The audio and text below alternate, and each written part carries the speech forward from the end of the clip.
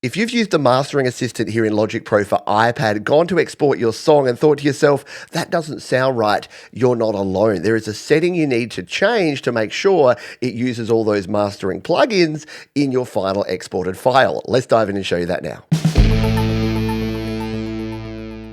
If you're new to Logic Pro for iPad, check out the videos in the description to learn everything you need to know. One of the cool things we have in Logic Pro is this, the stereo out track. And part of the stereo out track is the mastering assistant. Here's how you add it. First up, tap on the mixer icon at the bottom and then scroll all the way over to the right and find the stereo out track. Now hit the plus button here to go into setup mode and tap on mastering assistant, and it will go away and start analyzing your track ready to use the mastering assistant. Now, depending on the length of your track, it may take some time, as you've seen there, but once it's ready to go, all you need to do is tap on the mastering button, hit show details, and here it's already done your EQ curve and set up some default settings for you. Now, if you want to learn how to use the mastering assistant, I've got a complete video showing all of the different settings in the description. But when you go to export, if we tap in the top left here and tap on export, you need to come down into this section here, the processing details. If we tap on that one, you need to ensure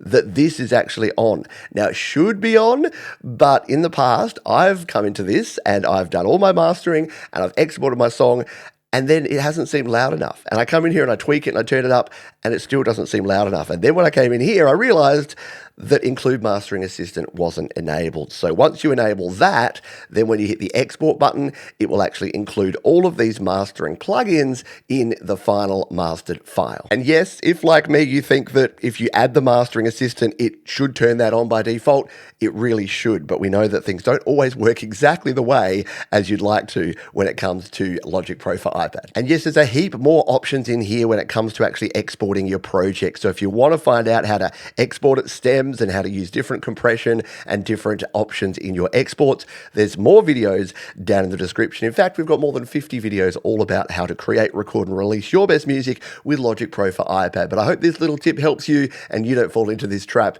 in the future. Thanks for watching. I'll see you next time.